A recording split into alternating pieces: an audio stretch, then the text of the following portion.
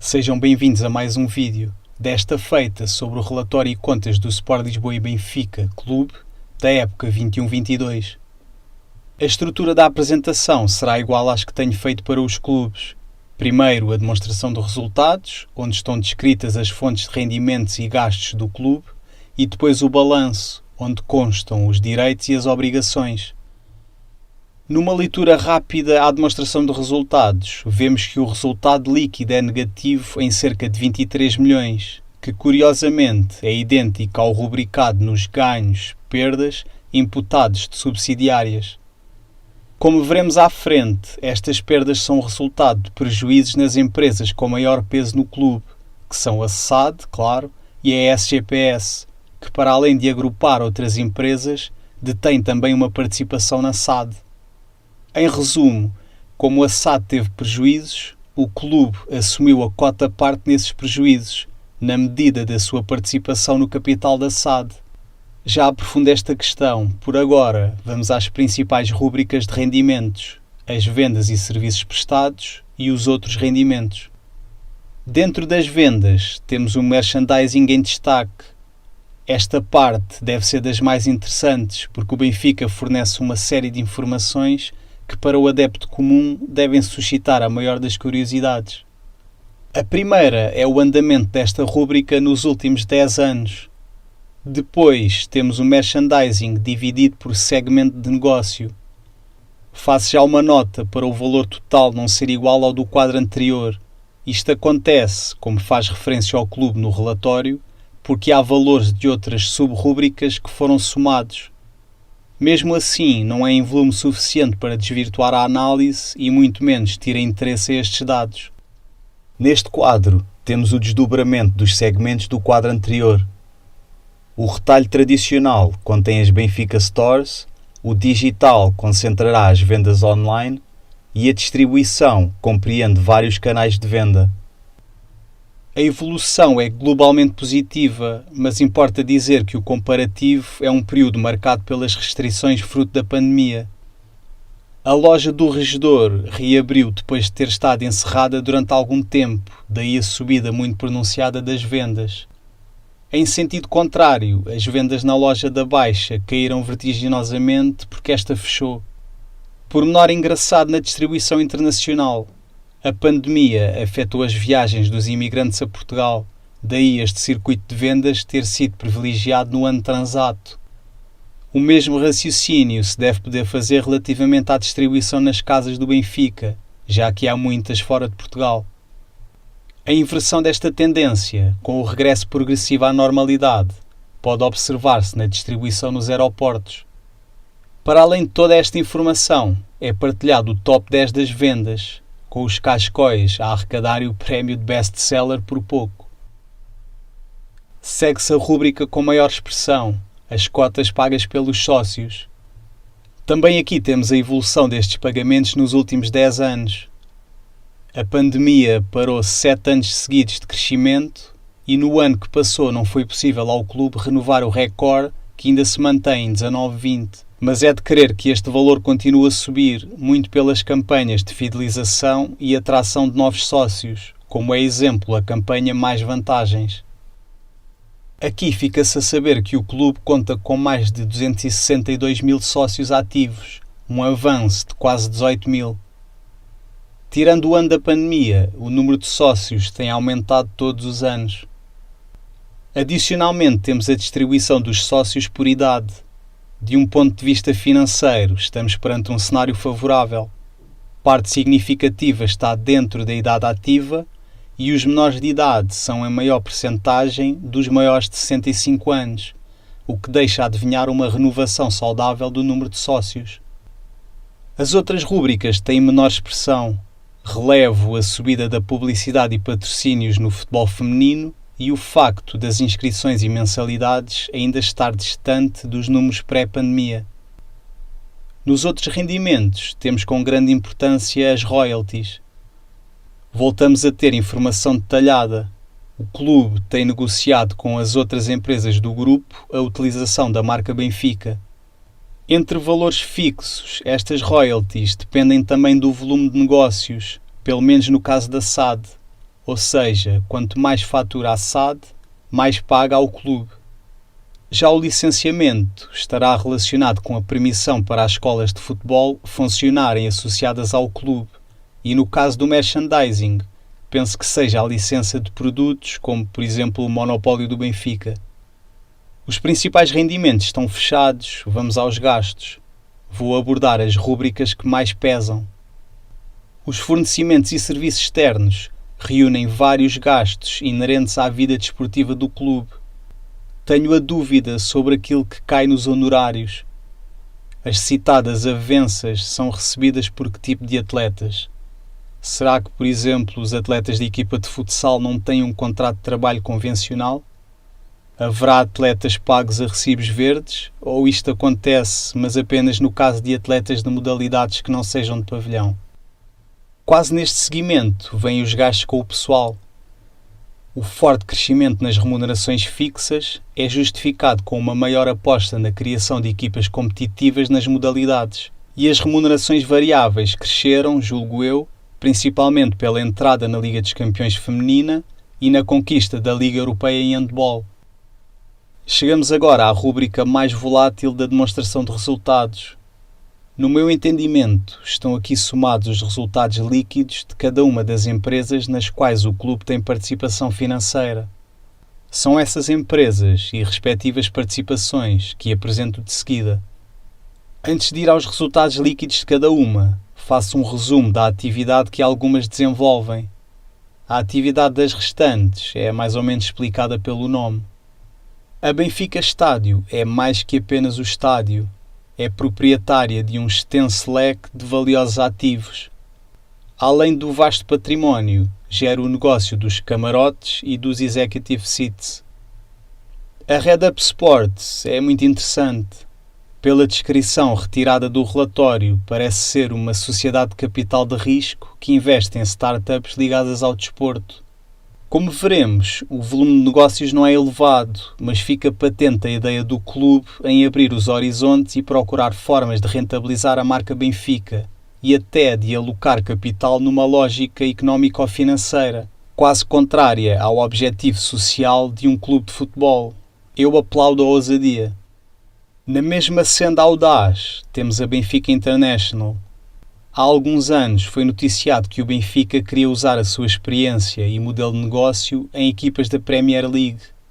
Penso que seja essa a missão desta empresa. Muito mal comparado, mas para que se perceba melhor, talvez criar um City Football Group, que foi uma empresa criada para comprar o Manchester City e que tem vindo a comprar participações, maioritárias ou não, em clubes de outros países. A pandemia atrasou o processo. Espero que ganhem tração e fico muito curioso para ver o que vai sair daqui. Este quadro oferece uma enorme abertura para aquilo que é a dimensão financeira de todas as empresas do grupo. Centrando-me apenas no resultado líquido, é fácil perceber que todas as empresas, mesmo a Benfica Estádio, têm pouco peso no total. O que é determinante é o resultado da SAD e da SGPS. Antes de mais, tem de se calcular o peso atribuível ao clube nos lucros ou prejuízos nas empresas nas quais não tem participação de 100%. De um prejuízo total da SAD de 35 milhões, como o clube só tem 40% diretamente, assume 40% do prejuízo. Para tentar chegar ao valor contabilizado na demonstração de resultados, somei os resultados líquidos de todas as empresas e cheguei a um valor próximo.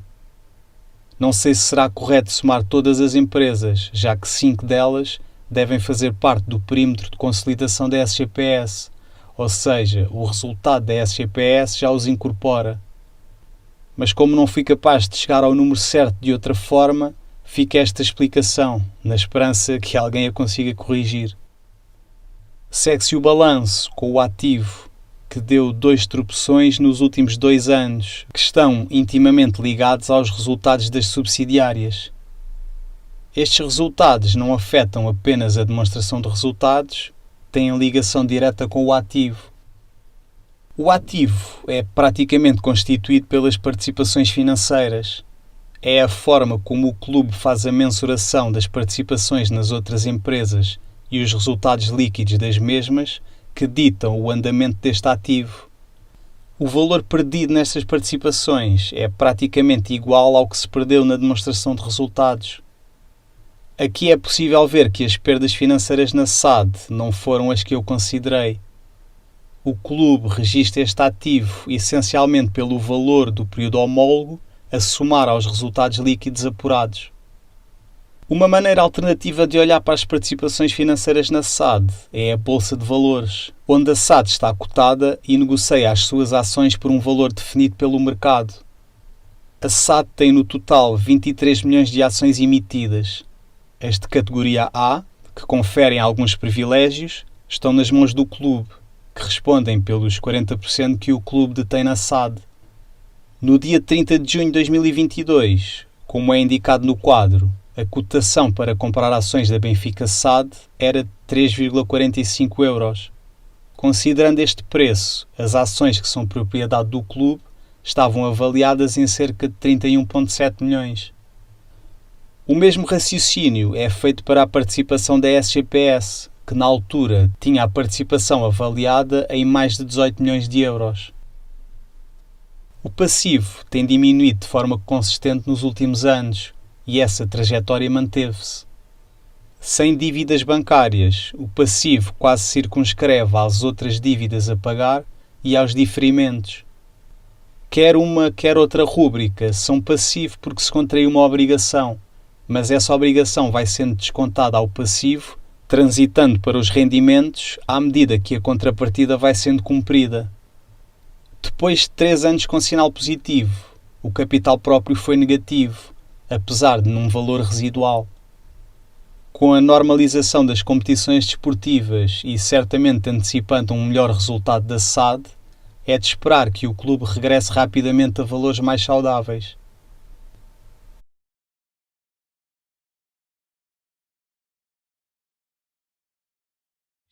Este vídeo vai abordar a demonstração de resultados, onde temos todas as rúbricas que levam ao resultado líquido. Neste exercício, a SAD agravou o prejuízo comparativamente ao período anterior e vou tentar explicar o que levou a isso. Comecemos com os rendimentos e ganhos operacionais, que se dividem em 3 rúbricas. Por sua vez, cada uma destas 3 desdobra-se em sub-rúbricas. Dentro dos direitos de televisão, olhemos para os prémios da UEFA, tradicionalmente o vetor mais lucrativo quando a equipa disputa a Liga dos Campeões. A ida aos quartos de final desta competição traduziu-se num forte aumento das receitas, que multiplicaram por 6 as obtidas no período homólogo, quando o Benfica jogou na Liga Europa. As receitas de televisão são as referentes ao acordado no negócio com a NOS. Essa parceria incluiu a distribuição da Benfica TV, para além da transmissão dos jogos caseiros para o campeonato por um valor total de 400 milhões. Não sendo possível saber quanto coube a cada um individualmente, dou atenção a quanto rende cada jogo para o campeonato na Luz. Dentro das atividades comerciais, temos como destaque os patrocinadores. No relatório é dito que, embora ainda se tenham sentido efeitos negativos da pandemia, esta rúbrica teve um comportamento de assinalar. Houve novas angariações de parceiros, entre as quais a Premier Bet, que tem a curiosidade de ser uma casa de apostas que atua em Angola e Moçambique, e algumas renovações importantes, como foi o caso da Emirates e da Adidas. Para completar o leque dos 4 maiores patrocinadores, falta apenas a Central de Cervejas. As outras 3 sub-rúbricas têm uma dimensão menor e pouco para desenvolver. Com o regresso do público aos estádios, as receitas de jogos voltaram a números normais. O negócio corporate comercializa camarotes e executive seats e pode também articular-se com uma série de iniciativas de ativação de marca que a SAD contratualiza com os patrocinadores. Os bilhetes de época e os bilhetes das competições europeias e nacionais voltaram a ser disponibilizados aos sócios e adeptos. Salta à vista que a receita de 7 jogos da Liga dos Campeões seja muito superior à conseguida em 17 jogos em casa para o campeonato. E este pormenor é só mais um sinal da preponderância que é estar na maior competição de clubes da Europa. Os rendimentos e ganhos tiveram um incremento muito significativo, à boleia de uma excelente prestação na Liga dos Campeões e do regresso das receitas de bilheteira. Do lado dos gastos e perdas, vou focar os fornecimentos e serviços externos e os gastos com o pessoal. Claro que a um aumento das várias receitas provindas da abertura dos estádios está ligado um aumento dos vários gastos inerentes a essa atividade. Como a SAD não detém participações financeiras em nenhuma empresa do Grupo Benfica, tem protocolos com as empresas dessa esfera que prestam serviços necessários para a SAD desenvolver o seu negócio. São exemplo disso os gastos com a Benfica Estádio e com a Benfica TV. Os gastos com o pessoal são discriminados, desde logo entre aquilo que são as remunerações da administração e do pessoal. O Conselho de Administração da SAD conta com 9 elementos, sendo que 4, como representantes do clube, não são remunerados. A remuneração dos restantes é especificada neste quadro. Apenas Domingos de Oliveira recebeu remuneração variável e é impossível saber em concreto quais os objetivos cumpridos que levaram a essa atribuição adicional. O único que se sabe é que são fixadas metas desportivas, económicas e financeiras e que, se cumpridas, dão direito ao bónus, que é sempre pago no exercício seguinte. Ou seja, o bónus recebido atendeu a objetivos cumpridos na época 2021. Em relação às remunerações do pessoal, as fixas subiram ligeiramente e as variáveis de forma considerável, o que não é surpresa, dada a campanha bem-sucedida na Liga dos Campeões. É de notar o valor negativo nos benefícios pós-emprego, que representa a caducidade de um contrato coletivo de trabalho que beneficiava os trabalhadores da SAD, que conta aprofundar no vídeo sobre o balanço. Os gastos e perdas operacionais subiram, mas em muito menor proporção da subida dos rendimentos e ganhos, o que permitiu um crescimento do resultado operacional sem direitos de atletas. Ainda assim, este foi deficitário. Seguem-se as rúbricas que nos vão levar primeiro ao resultado com transações de direitos de atletas, acrescentado por mim, e depois ao resultado operacional. Os resultados com as vendas de passes de jogadores são apresentados em 3 quadros diferentes. Neste primeiro, há uma separação daquilo que representa um rendimento e aquilo que representa um gasto. Os ganhos e perdas com alienações são já dados na forma de mais e menos-valia. Neste segundo quadro, há uma reorganização das subrúbricas para tornar mais claro aquilo que advém das alienações de passes e aquilo que são outros tipos de rendimentos associados a jogadores. O resultado final é exatamente igual. No terceiro quadro, as vendas aparecem em valor bruto e em baixo todos os descontos que têm de ser feitos para se chegar aos valores líquidos. É interessante verificar que de um exercício para o outro, um montante bruto em vendas superior deu origem a um valor líquido inferior, que tem justificação no valor líquido contabilístico e nos compromissos com terceiros no relatório de 21-22. O exercício financeiro anterior teve a venda do Rubén Dias, cuja mais-valia foi muito elevada, dado que o jogador, sendo da formação do clube, tinha um valor líquido contabilístico quase nulo. As amortizações e PPIs em direitos de atletas pressupõem perdas de valor nos passes dos jogadores. As amortizações têm como ponto de partida o valor total de aquisição do passe e a duração do contrato de um jogador. Vou usar o David Neres como exemplo. Se tivermos estes dois dados, podemos calcular o valor da amortização por mês e anual. Este cálculo é feito para todos os jogadores do plantel. No caso das PPIs, a perda pode ter diferentes origens. Se supusermos que o Neres vai rescindir o contrato em junho de 2023, tem de ser retirado do ativo o valor líquido contabilístico do seu passe, que é apresentado como uma perda nesta rúbrica. Na sequência dos cálculos feitos para a amortização, temos uma amortização acumulada até à data da rescisão.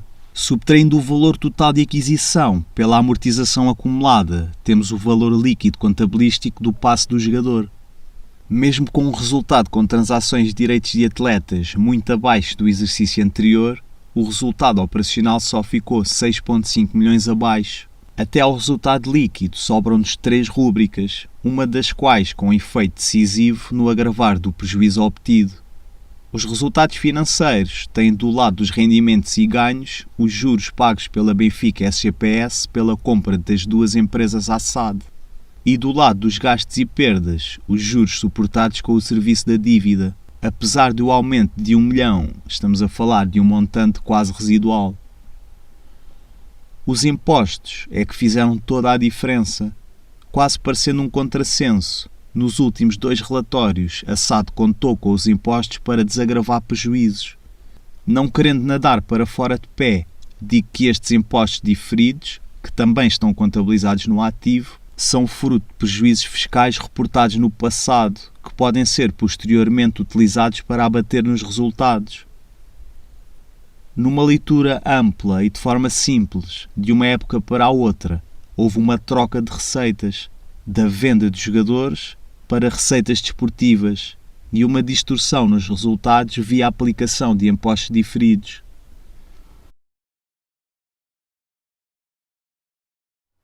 Este vai tratar o balanço, onde estão inseridos os ativos, passivos e capitais próprios da sociedade. Começamos por olhar para os ativos, que tiveram um pequeno crescimento do período anterior para este. Vamos aos ativos tangíveis. Os 2 grandes ativos aqui registados são o Benfica Campos e o direito de uso do estádio. O centro de treinos e estágios é propriedade da SAD, enquanto que o estádio conta com um acordo de cedência de uso da parte da Benfica Estádio. Como acontece em todos os ativos, também estes perdem valor, na forma de depreciações. O direito de superfície perde, mais euro ou menos euro, cerca de 3,5 milhões por exercício financeiro. Seguem-se os ativos intangíveis, onde está contabilizado o valor do plantel. Este ativo aumenta na medida do valor despendido em aquisições de passes e renovações de jogadores e diminui com a retirada dos montantes brutos dos passes alienados e dos jogadores que rescindiram o contrato. Ao saldo bruto desta operação é retirada a amortização acumulada, que tem sensivelmente a mesma lógica. Os eventos subsequentes são acontecimentos ocorridos depois de 30 de junho de 2022, ou seja, já entram para as contas de 22-23. Os outros ativos intangíveis são basicamente constituídos pela utilização da marca Benfica, contratualizada com o clube. Como está no âmbito de um contrato, este também sofre amortizações para se chegar ao valor líquido registado no ativo. O quadro com os clientes e outros devedores contém a componente não corrente e corrente, diferenciadas pelos prazos de recebimento. Os direitos de atletas são os valores em dívida de clubes que compraram jogadores à SAD, que subiram consideravelmente, fruto de vendas por verbas elevadas, nomeadamente a do Darwin ao Liverpool. Outro aspecto importante é a imparidade de créditos, que monitoriza os clientes de cobrança duvidosa. Estes clientes têm uma espécie de lista negra, onde são rubricados reforços caso a SAD tenha indícios fortes de que algum clube vai incumprir no pagamento de uma tranche negociada. É curiosa esta passagem no relatório sobre a compra do David Neres ao Shakhtar. Provavelmente para evitar um incumprimento de um montante avolumado, que não seria do interesse de nenhum dos clubes, houve um pagamento em espécie para saldar as contas relativas ao Pedrinho.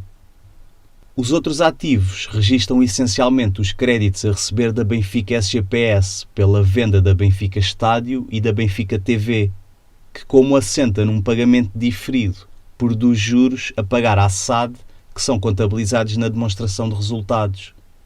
A curta variação ocorrida no ativo justifica-se pela queda no valor líquido do plantel, devido à venda de jogadores e menor investimento, e por uma diminuição da caixa equivalentes, possivelmente para pagar dívidas correntes, seja referente à compra de jogadores ou para abater dívida. Do outro lado, decorrente da venda dos jogadores e principalmente da grandeza dessas vendas, as dívidas dos clientes aumentaram de forma significativa. Passamos ao passivo. O passivo teve um crescimento de 45 milhões, atribuível quase na totalidade aos empréstimos obtidos da componente não corrente, que resultam da emissão de empréstimos obrigacionistas. Este relatório marcou o fim de um contrato coletivo de trabalho que permitiu à SAD uma poupança nos valores a pagar como complemento de reforma.